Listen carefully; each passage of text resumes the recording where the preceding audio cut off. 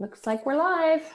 Hi, everybody. It's Dr. Heather, and I'm with Dr. Laura again. This is, I think, did we decide 7th or 8th? I think 7th, 8th, Yeah, 7th or 8th. somewhere in there, episode of Coffee with the Docs. And we are so glad to be here with you. And as always, neither of us have kind of scripted this whole thing or come up with a bunch of content. We just plan to have a conversation, and we would love for you to join in on that conversation. So as we are chatting, comments box is open and ready for your questions, your comments. What do you think about what we're talking about? And I'm looking forward to a nice, robust conversation today, Laura. Me too. Me too. Hi, Heather. How'd your week go last week? Yeah, it was, the roller coaster was pretty good. Had some good days, low moments, And you announced to us last week that you are moving. So how are the preparations? Yes, it appears that when you're in the middle of quarantine, you have, for me, who is not working outside the home right now, I have never been so far ahead in my packing ever. Well, that's good to hear that you don't have almost, how sometimes when you don't have confines into your schedule, like I only have 20 minutes to do this, we expand to the amount of time we have, and then suddenly we're not getting anything done. So yeah. And actually I haven't been spending tremendous amounts of time. I've been really refining that concept of what can I do in X amount of time? Because you just said it. And this applies to anything I do. If I have a deadline, it takes the same amount of time, whether I do it 2 weeks in advance or whatever. So instead, what I just tell myself is, what can I get done in 45 minutes? How many boxes can I fill? What can I organize? What can I declutter? It has been profound. It has reminded me of something that I already knew. So there you go. I love that.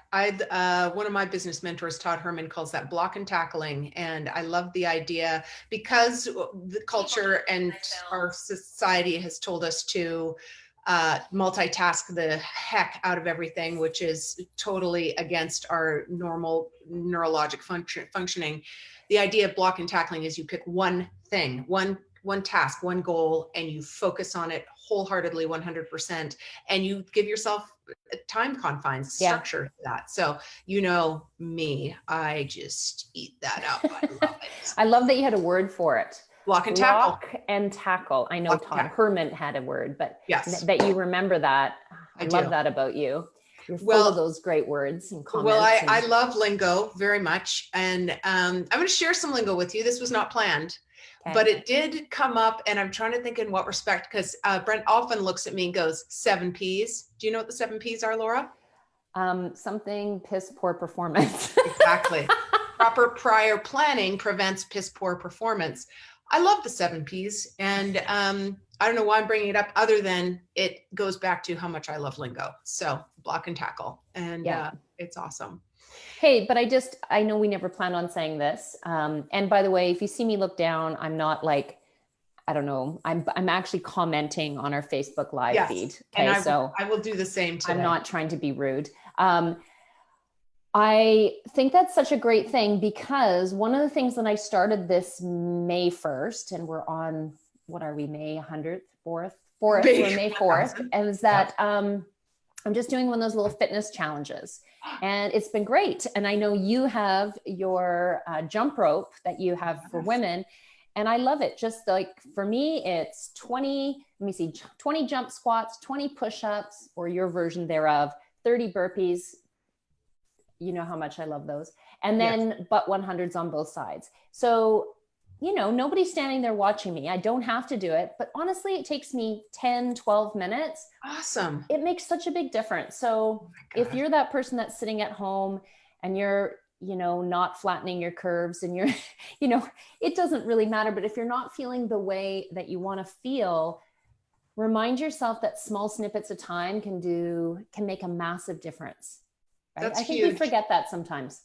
We totally do. And that brings up two things. One is there's an article on the Well Fit and Fed blog called 5 Burst Workouts for Every Room in the House. And I wrote it years ago, long before this happened, but it's so appropriate right now because people are like, I can't get to my gym. I can't do this. It's like, you have 5 minutes, you can do this. And so that's a resource that you can use. And it's funny you brought this up. I don't think you know this, but in the Change Cave this month, we are doing an interval challenge. And so we are doing 30 days of intervals. There's 5 rest days. There's 5 Tabatas, which is a 20-second fast, a 10-second rest. There's 5 EMOMs, which is every minute on the minute. These are really fun because what you do is you take a series of exercises and you have 1 minute to do them. But if you do them in less than 1 minute, then that's your rest period. So you want to go fast. And so you say you want to do 10 rounds of this, then say that the exercises only take you 45 seconds, you get a 15-second rest. But if you go a little slow, then you get a shorter rest. So those are really fun.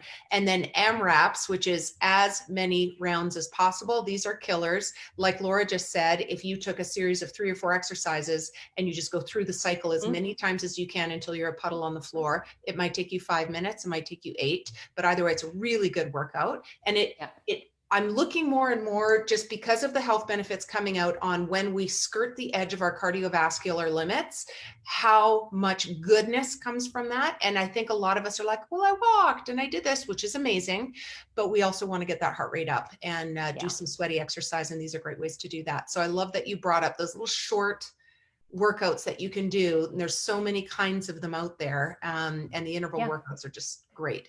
Yeah. And there you have it. There you have it. And that's the show for today. So I have this has nothing to do with anything, but I liked it and I want to know what you think about it. So I was listening to a podcast. His name is Mark Brackett. He is an emotional intelligence expert. And he was talking about, how did he say it? Being a preventionist rather than an interventionist. It's a good one. I love that from a wellness perspective. When I say that, what does that mean to you? Oh, stay ahead of the curve. Like, not the curve we've all been talking about, but just, you talk about this all the time, and you do this where you say, what would your inner elder want you to do? Or what would your inner elder think? Or those kinds of things. And it's the idea that you're building your future right now, right? And so, this is the whole reason why, as chiropractors, you and I saw so many kids, which is when you keep small things small, they never have the opportunity to build and to become something greater and worse, something that your body has to then fight, that chronic dis-ease in your body that builds to something else. So prevention, yes. And prevention, I know that allopathically in the medical model, prevention has a slightly different thing to it. I mean, a lot of times we say early detection is prevention, but really starting at the beginning and starting with the end in mind by building the habits today that keep you where you want to be. I think that's the biggest thing. What comes to mind for you? Well, I love that. And I want to further say that whole early detection thing is so key, because if you guys think about it and you're getting a bone density scan or you're getting your blood pressure taken, they are looking for the first sign of the problem. That's not 20 steps before that, where you are very intentionally caring for and working on ways to optimize, not just prevent disease and decline and all of that stuff, but to optimize. And so for me, being a preventionist, I'm not, my dad was always, oh, it ain't broke, don't fix it kind of attitude of his health and all of that. And I think, you know what, our bodies are such finely tuned, amazing things. And we also need to understand that most of what happens goes on beneath the conscious level. So although you're not feeling something necessarily, although there isn't a symptom or a sign there, doing the work so that we can keep this nice investment going into our bodies to help support and optimize for now and for our inner elder. So yeah, I just liked that. I liked the idea of being a preventionist in the holistic sense of the term, not in the allopathic sense of the term. Right. I also think that's great right now, because there's a lot of discussion about, obviously, infectious disease right now, and not a lot of discussion about the fact that we have an immune system, Yeah. that our immune system is intelligent beyond belief. Nothing in a lab or a test tube, a pill, a potion, or lotion is ever even going to come remotely close to the innate intelligence, the intelligence that we have already within us. We can't even replicate it. Yeah. All the scientists in the world, all the researchers in the world, they can't replicate, they can't figure out how wise or why the immune system is so wise. And so I say that because I am, and I know you are as well, you're hearing all this and you hear the talk, and all of it is, what can we do on the outside? And I keep saying to people, like, you have all of this within you. Don't forget that. Yeah. Because being exposed to something doesn't mean that you're going to develop it within you, because your immune system is behind the scenes 24/7 doing what it's supposed to be doing. And your job is to not get in the way. Our job is to build it up, to be cognizant of it, and to just be doing all those things that you just said, prevention wise, that just chronically build it up. Give it tools, give it resources, support it, or more than anything, don't subtract from it. Yes. Really, that's the way I look at it. I was on this website. It's called Fairy God Boss, and it's a women's website for women who are in transition from one job to another, or coming back from the workforce back from being out of the workforce into the workforce. And it's just like a Facebook for this group, right? It's kind of how the platform works. And somebody posted and said, you know, I'm quarantine eating, I'm making all these amazing things. What's your favorite quarantine, like, sinful pleasure? And I couldn't help myself. I couldn't. What did you say? I couldn't let it go. I said, that is I'm just having a moment imagining. Okay, sorry. Dun, dun, dun, dun. What did you say? What did you say? Well, I'm going to say I edited it a couple of times, but the gist is this. We are under tremendous stress right now, and our immune systems are extremely sensitive to that. So throwing a sugar-laden, bad fat, crappy food at your immune system when it's already down is like kicking it in the gut. Yeah. And Fuels the fire. Although it may taste good, it may provide you some emotional support for about a millisecond, it is not worth the cost of how it impacts our immune system and all of that when we need that so desperately right now. So I provided some wonderful recipes that include healthy whole foods and sweeteners, like maybe a little maple syrup or some dates or something like that. Because there are options. It's not like you have to like completely, I just laugh because this is the kind of thing that, you know, with my kids and stuff, I'm always providing, like, well, I can't give you that, but I could give you this, and I can't give you that, but I can give you this. And they're always like, oh, if I eat one more ball, like one more protein ball. Yeah. And just for the record, I don't put carob in them. I'm not that mean. Yeah. Carob. My mom brought home carob from the health food store that had just opened in town. Isn't that in the 1970s?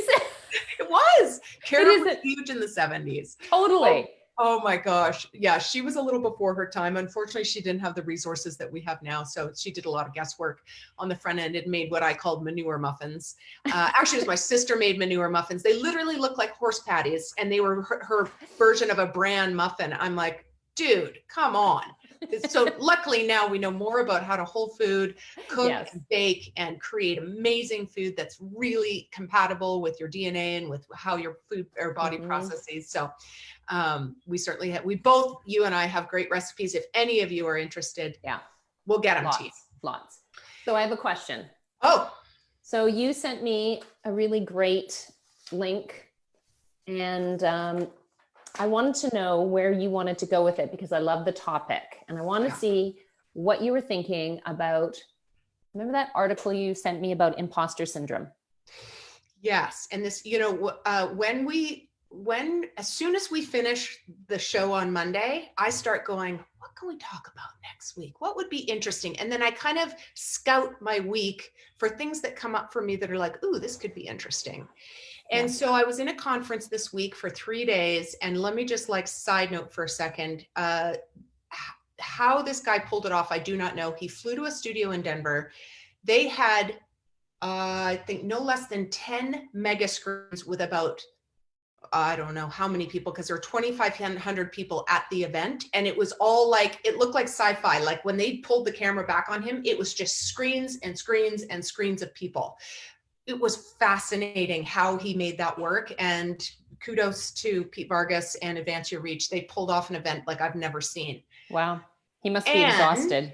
yeah, we talked, it was exhausting. And Brent brought up, did we talk about Zoom fatigue last time? Yeah, like that's a thing. Because I was in Zoom for 8 hours a day for 3 days, and I could barely string a sentence together after. But anyways, we did cover a little bit on imposter syndrome, and it is unfortunately more of a thing for women than it is for men. I was talking to Brent about it. He'd never heard of it. He didn't know what it was. Really? And so I thought, you know what? I've run into a lot of business women, a lot of new moms, a lot of women in general who struggle with this. And I thought, you know what, let's chat a little bit about it. To me, what imposter syndrome is when you are in a situation where demands are being put on your expertise and your qualifications and all of that, and you inside your mind are questioning your contribution, your ability, and you're wondering if everybody else is questioning it too. So that's sort of my thought on it. Have you had any experience with it, or what do you have a thought on its existence or what it is? Yeah, like, well, for sure. And I wasn't aware that it was less common in men. I will tell you, I have been putting myself out in a big, bad way lately, exercising my throat chakra like never before. If you know me and you've been following me online, you might understand what I've been talking about or why I'm saying that. And I've been challenged a lot, some of which I've engaged, most of which I have not. And it's popped up in a weird way. And when I look at it on the surface, here's the difference. When I look at it on the surface, I go, I'm very qualified to talk about the things I've been talking about. I've been talking about some health related things. But when I see somebody challenging me that I know has as many or more credentials than me, there is a pep talk that I have occasionally had to have within myself, being fully honest on this. Of course, this is not the first time it showed up for me. Yeah, it's real. It's really real. And it doesn't even need to be in a work setting. It's really anytime you find yourself in a place where you're saying something.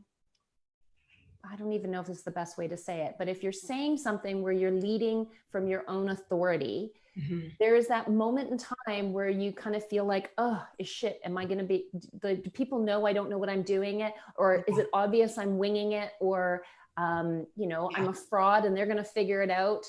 These are the things that come up for people. I mean, tell me about you.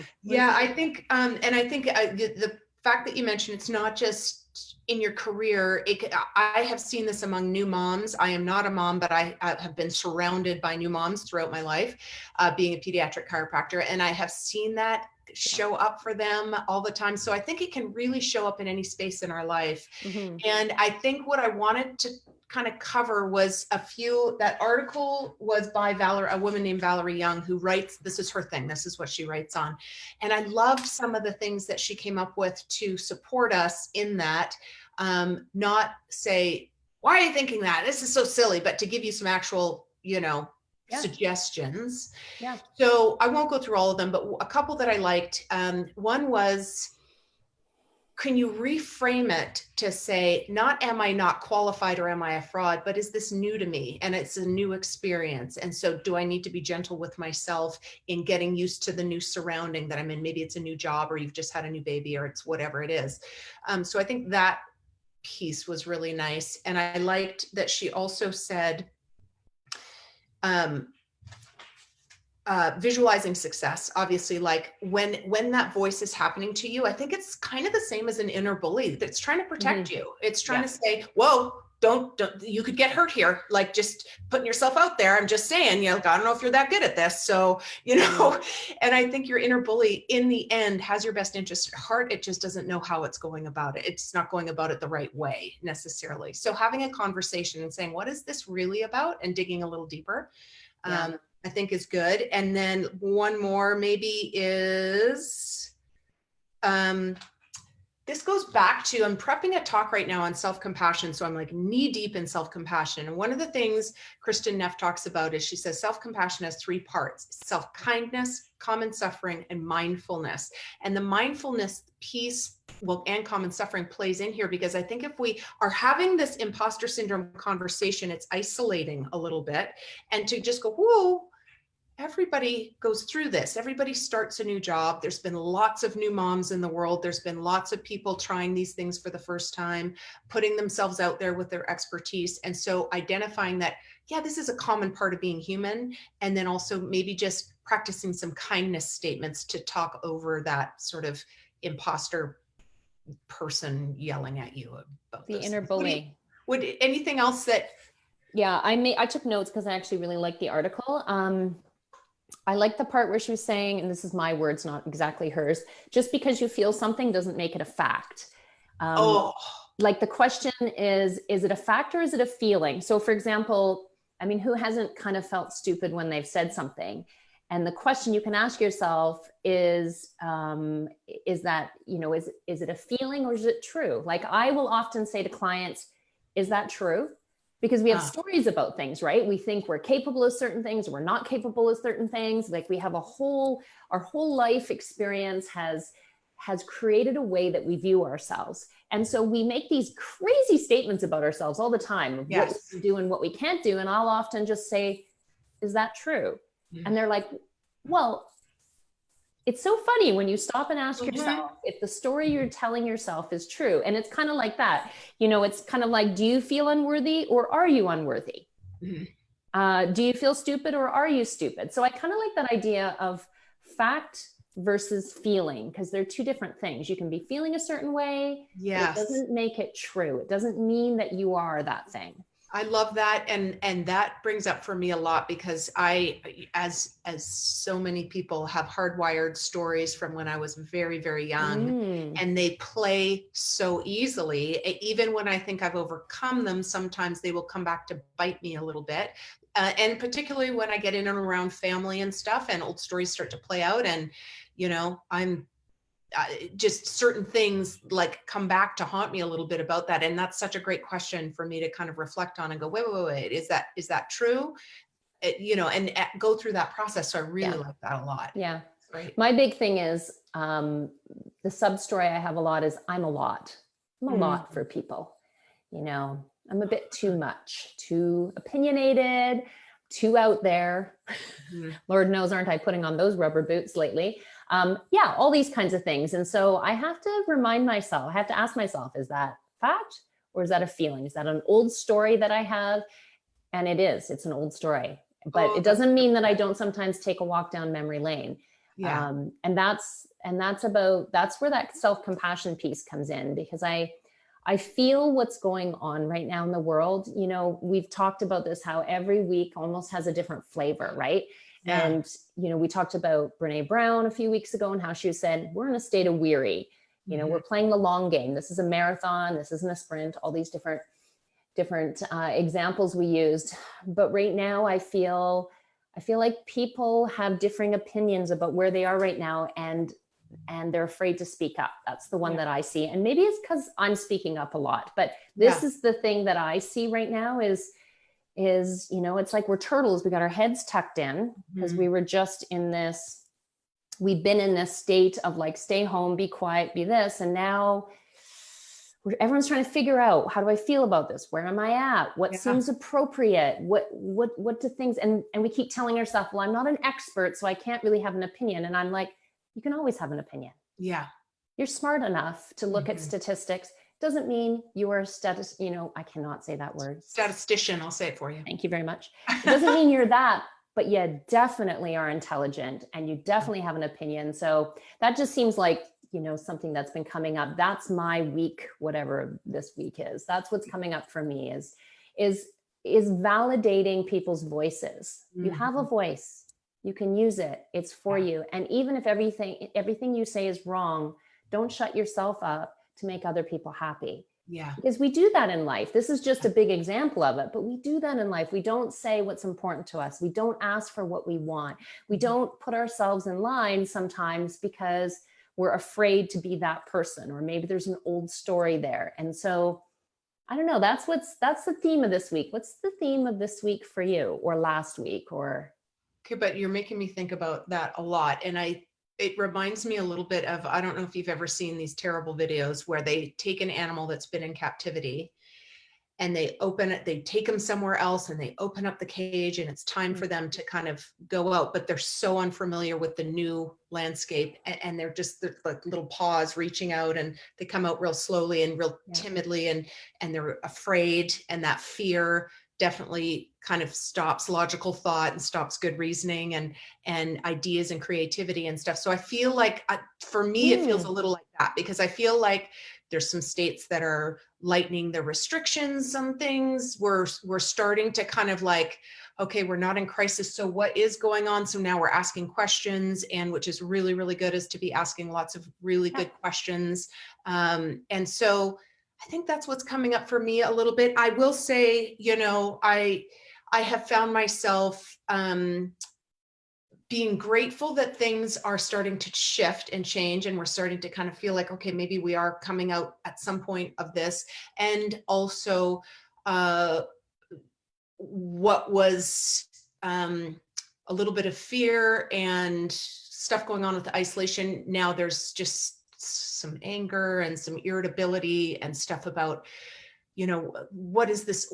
Like, I just keep thinking about 5 years from now, when we look back on how we handled all of this stuff that's been going on, both personally and quarantine and, you know, all of the biochemical community things that are and going everything on, that, all of those things. Like, I just am like, oh my gosh, we're going to look back on that and we're going to go, oh, what were we doing in some parts of it, right?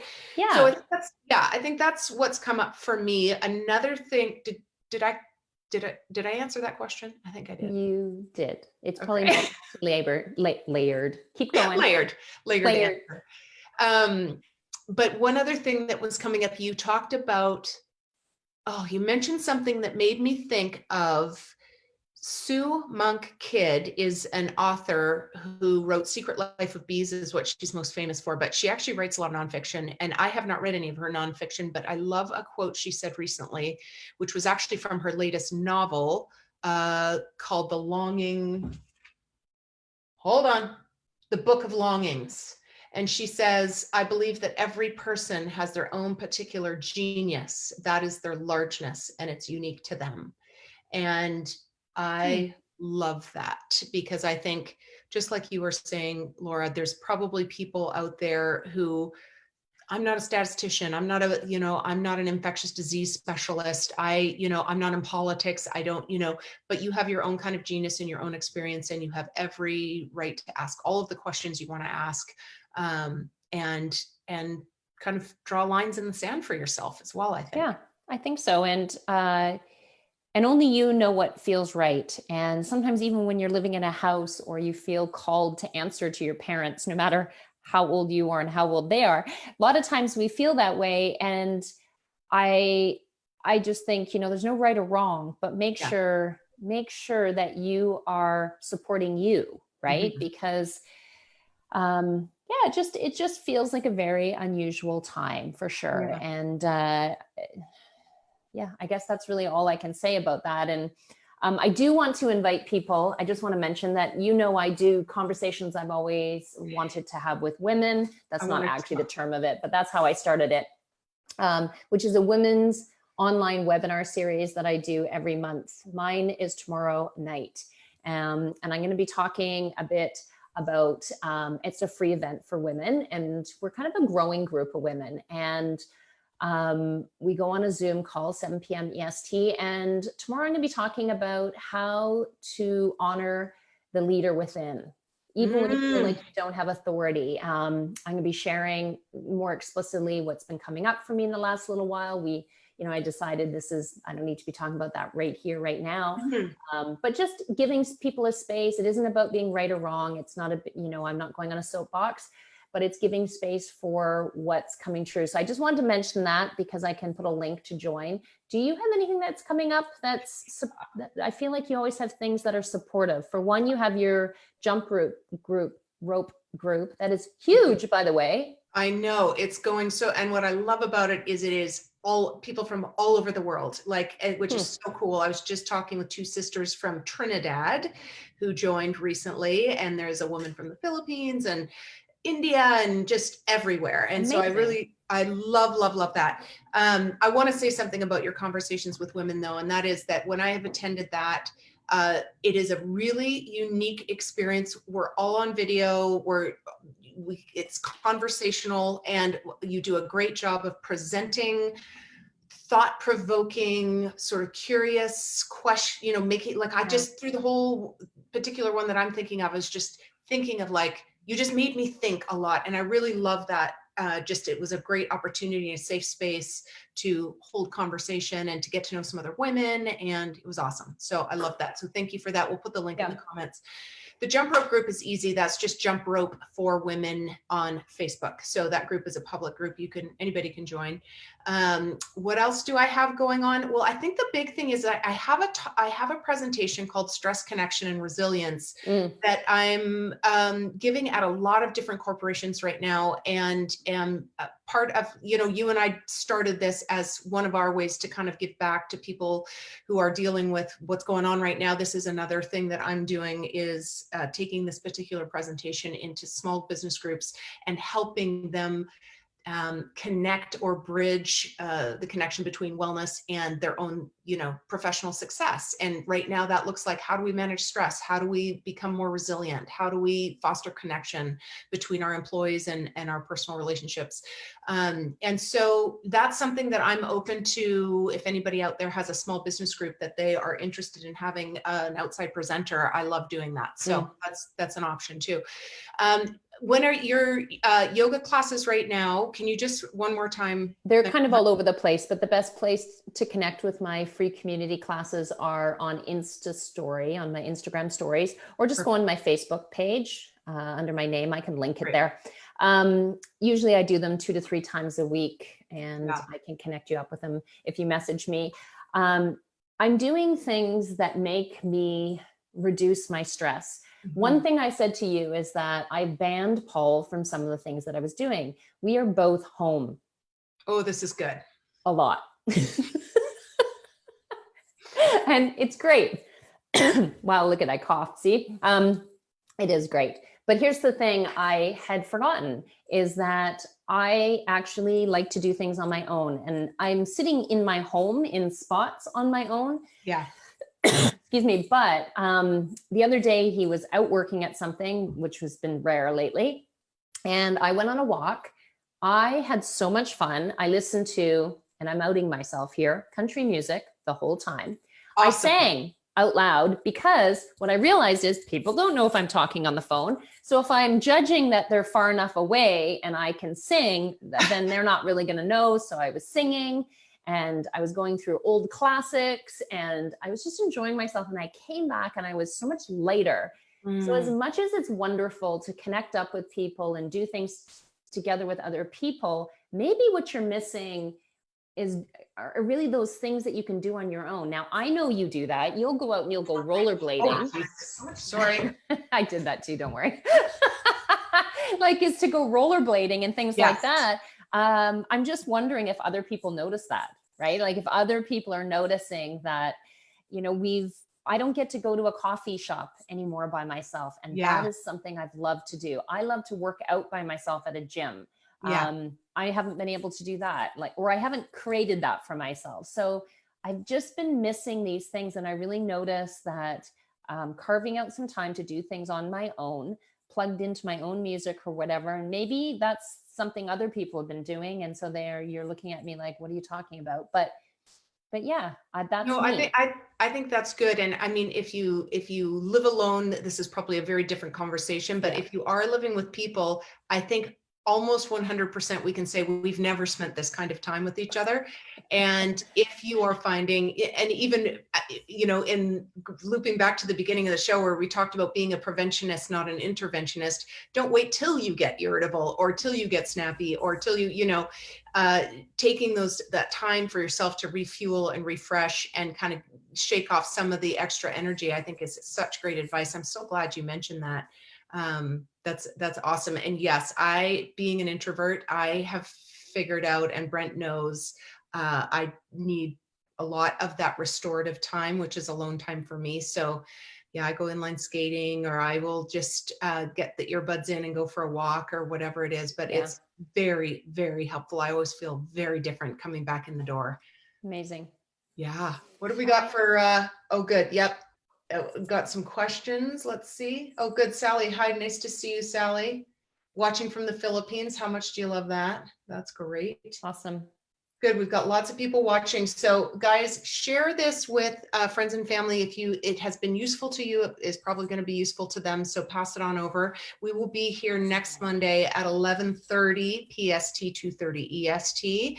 And we'll share again what came up for us this week. And we would love throughout the week, if something comes up, pop onto Laura's Instagram, which is Soul Inspired Girl, or my Instagram, which is WellFitandFed, and just shoot us a little message. Say, hey, you know what's coming up is this. You don't have to remember it. Just get it down and you can forget about it. We'll bring it up the following week. So I think, did we cover what we need to cover, my love? I think so. And remember to go watch Pluto Living. Yes, she did some great jokes this week. She had a great one on shaving legs. So she's amazing. So if you are looking for some giggles, plutoliving.com is where you want to go for sure. Okay, I think that's it. That's all that's coming up for me. My my tea is empty and my heart is full. Thank you. I love that people have been joining us. You know what I'm always reminded of is how freaking great people are. I know.